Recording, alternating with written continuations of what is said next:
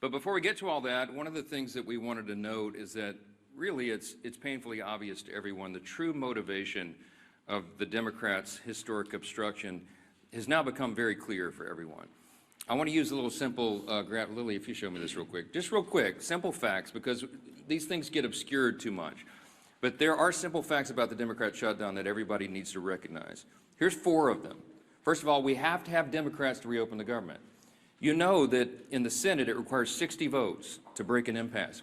Hang it on, Lily, hold it real here. Keep it close to the podium. I want everybody to see this, okay? We're going to make it simple.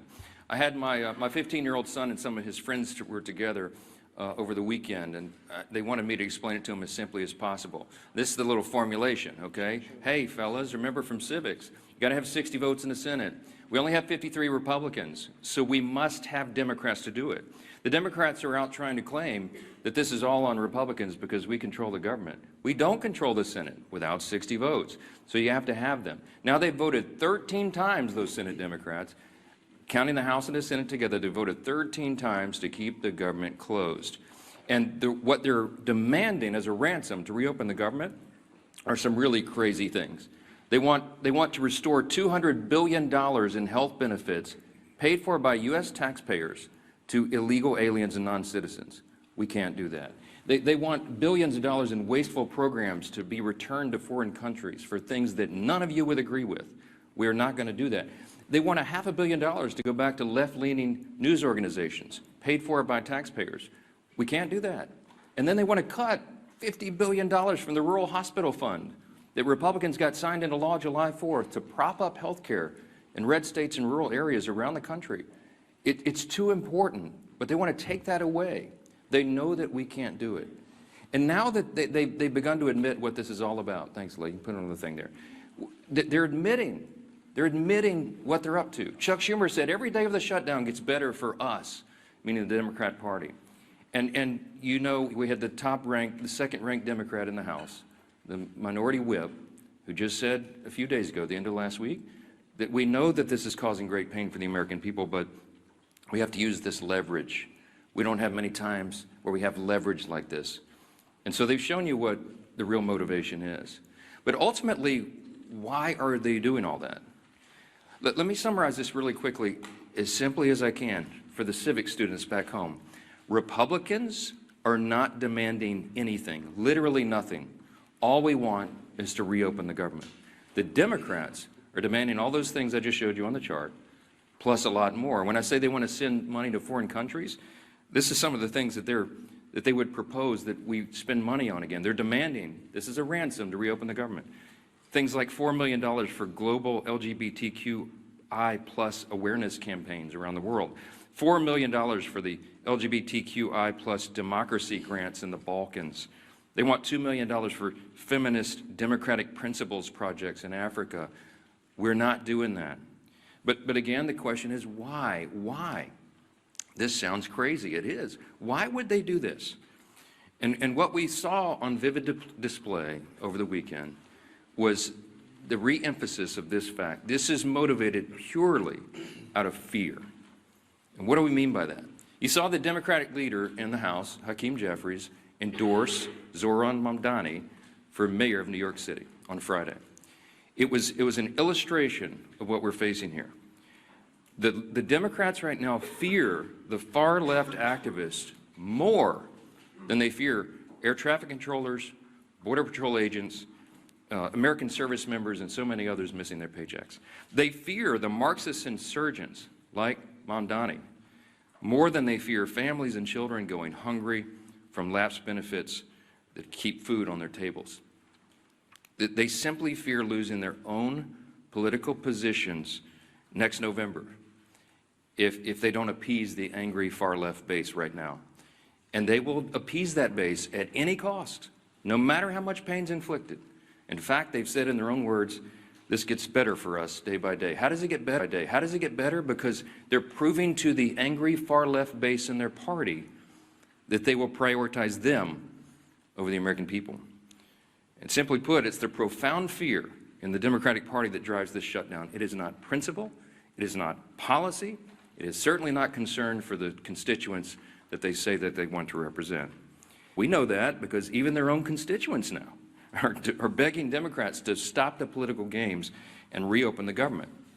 Just yesterday, the largest union of federal workers, the very people that the Democrats claim that they fight for, came out publicly and urged the Democrats to join the Republicans in passing the House's very simple short-term funding bill. Also yesterday, the National Air Traffic Controllers Association began to put up flyers in airports to explain the real danger that is being imposed for air travel, air safety in this country, highlighting what the Democrats are doing. So I just want to say this simply to our Democrat colleagues. You have an off-ramp now. You painted yourself into a corner, but here's your off-ramp. The unions, the largest unions, are saying, please do this. You can claim that as cover and say that you had to do it. Reopen the government. Get it working for the people. It's our #1 priority and responsibility as members of Congress. But Senate Democrats have refused to do it for almost a month now. I've said it over and over, Republicans have done our job. We passed the clean short-term funding extension to keep the lights on and pay all these workers and our troops and fund programs like SNAP and WIC that Americans need and rely on. And in the meantime, Republicans have been working very hard around the clock every day of this Democrat shutdown to do our best to reduce the pain for our constituents. In our districts, we've got a video running over here just showing some highlights of what all the House Republicans are doing and have been doing for the last few weeks. Out in their districts, they're trying to help Americans navigate the crisis that the Democrats have created with their selfish political decisions. Here's a few more examples this morning we wanted to highlight. In Montana, Congressman Troy Downing, these are all Republicans doing work back home. He's met directly with his TSA officers and air traffic controllers who continue to show up to work while Democrats keep the government closed. In New York, Congresswoman Nicole Malliotakis has been working around the clock, hand in hand, for example, with her local national park officials to organize community cleanups and maintain our public lands, doing the work Democrats left behind as park rangers and visitors' staff remain furloughed under their shutdown. In Sullivan County, Indiana, and down in South Texas, you have Congressman Mark Messmer and Brian Babin. They've strategized with rural hospital leaders to ensure that these communities are able to access that $50 billion rural hospital fund, by the way, that the Democrats want to defund. It's the very funds that the Democrats worked hard to kill in their counterproposal to reopen the government. In South Carolina, Congresswoman Sherry Biggs has been meeting with her small business owners who continue to serve their communities, many of whom are already feeling the benefits from Republicans' work to deliver no tax on tips. We did that in the big, beautiful bill, the Working Families Tax Cut. It's a wildly popular measure that, by the way, every Democrat voted against. In Oregon, Congressman Cliff Bentz is meeting with his air traffic officials as they wait on Democrats to reopen the government and deliver the federal funds they need to expand that region's critical air travel infrastructure. And here in Washington, the work has gone on in earnest as well. People keep commenting to me, you look so tired on TV. I am so tired because we're not sleeping a lot. We're working overtime. Here in Washington, our House committees have continued to conference together and do all the work we can to ensure legislation is ready for the floor for action as soon as we get back to legislative session. The House also continues to carry out its essential oversight duties. And you'll be reporting on this all day, but the Oversight Chairman James Comer released a blockbuster report now on the Biden auto pen presidency. And this report includes 47 hours worth of transcripts and testimony revealing that every executive action signed by the auto pen without written authorization from President Biden should be voided.